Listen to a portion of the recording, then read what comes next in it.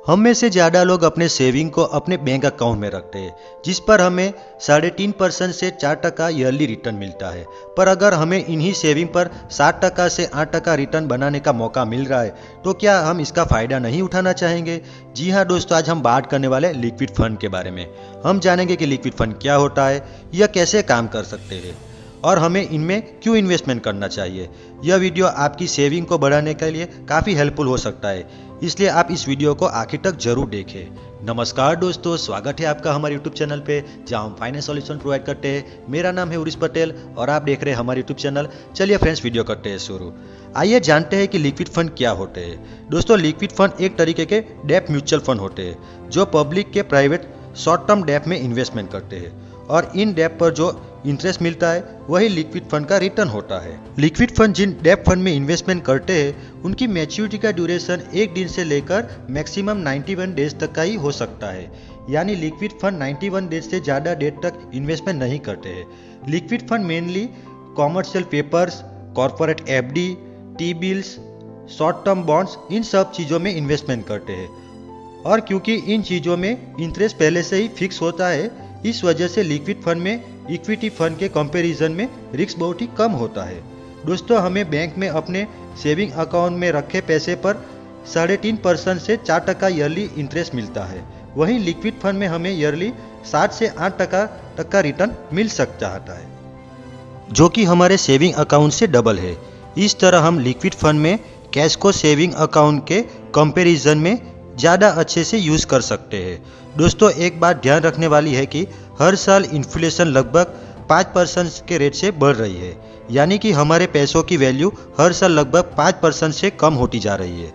और ऐसे में हम अपने पैसे को 3.5% से 4% की ईयरली इंटरेस्ट वाले सेविंग अकाउंट में रखेंगे तो हमारे पैसों की वैल्यू हर साल रखे ही 1 से 1.5% से कम हो जाएगी। इसलिए हमें सिर्फ अपने पैसों की वैल्यू को मेंटेन रखना है, तो हम कम से कम इन्फ्लेशन रेट के जितना ईयरली रिटर्न अपनी सेविंग पर चाहिए ही चाहिए।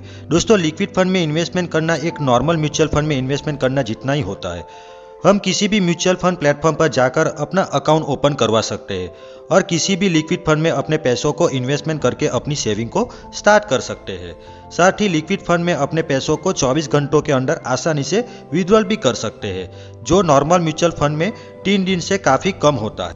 और इसी वजह से ही ऐसे फंड को हम लिक्विड फंड बोलते हैं। आइए दोस्तों, अब हम लिक्विड फंड से जुड़ी 4 इंपॉर्टेंट पॉइंट समझते हैं। पहला पॉइंट है रिस्क।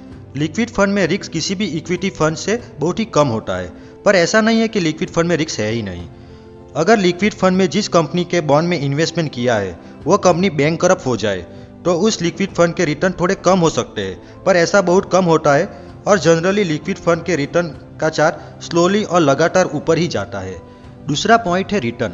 लिक्विड फंड को हमें इन्वेस्टमेंट से ज़्यादा एक सेविंग फंड की तरह देखना चाहिए, क्योंकि उनके रिटर्न किसी भी सेविंग अकाउंट से काफ़ी ज़्यादा होता है, पर इक्विटी फंड से काफ़ी कम। सेविंग अकाउंट में जहां 3.5% से 4% तक का ईयरली रिटर्न देते हैं, वहीं इक्विटी म्यूचुअल फंड में 12 से 15% के रिटर्न देते हैं। और equity mutual fund liquid fund से कहीं ज़्यादा रिस्की होते हैं और स्टॉक मार्केट में उतार चढ़ाव के उन पर काफ़ी असर पड़ता है। लेकिन लिक्विड फंड कभी स्टॉक मार्केट में इन्वेस्टमेंट नहीं करते और इसी वजह से इनके रिटर्न कम जरूर होते हैं, पर इक्विटी म्यूचुअल फंड के कंपैरिजन में बहुत ही स्टेबल होते हैं। तीसरा पॉइंट है कॉस्ट, यानी एक्सपेंस रेशियो। दोस्तों, एक्सपेंस रेशियो वो कॉस्ट होता है जो म्यूचुअल फंड हमसे हमारे पैसों को मैनेज करने के लिए लेती है। और क्योंकि लिक्विड फंड के रिटर्न इक्विटी म्यूचुअल फंड के रिटर्न से बहुत ही कम होते हैं, इस वजह से हमें इन लिक्विड फंड में ही इन्वेस्टमेंट करना चाहिए, जिसका एक्सपेंस रेशियो सबसे कम होता है। क्योंकि जब हम एक्सपेंस रेशियो में जितना कम फीस देंगे वह हमारे रिटर्न में ऐड हो जाएगा। जनरली लिक्विड फंड के एक्सपेंस रेशियो 0.10% से लेकर 0.50 तक ही होते हैं। और किसी भी म्यूचुअल फंड में इन्वेस्टमेंट करने से पहले, चाहे वह लिक्विड फंड हो या इक्विटी फंड या कोई और, हमें एक्सपेंस रेशियो को जरूर देखना चाहिए। चौथा पॉइंट है इन्वेस्टमेंट होरिजन, यानी कि हम कितने टाइम के लिए इन्वेस्टमेंट करना चाहते हैं। दोस्तों, लिक्विड फंड में हम अक्सर वैसे पैसे को इन्वेस्टमेंट करना चाहते हैं जिसकी ज़रूरत हमें 1 साल में होगी। यानी वैसे हमने बताया कि लिक्विड फंड को हमें एक सेविंग फंड या इमरजेंसी फंड के फॉर्म में यूज़ करना चाहिए, क्योंकि अक्सर हम अपने पैसे को ज़्यादा लंबे समय तक इन्वेस्टमेंट कर सकते हैं, जैसे 3 साल या 5 साल। तो फिर हमें एक इक्विटी म्यूचुअल फंड में ही इन्वेस्टमेंट करना चाहिए, क्योंकि 3 से 5 साल में हमें इक्विटी म्यूचुअल फंड में काफ़ी अच्छा रिटर्न मिल सकता है। इस तरह लिक्विड फंड में हमारे सेविंग यानी कैश की यूज़ के लिए एक बहुत ही अच्छा ऑप्शन है और हम इन्वेस्टमेंट करने के लिए पैसों को इन्फ्लेशन से भी बचा सकते हैं, जो हमारे वेल्थ का सबसे बड़ा दुश्मन होता है। तो दोस्तों, यह था हमारा आज का वीडियो लिक्विड फंड के ऊपर।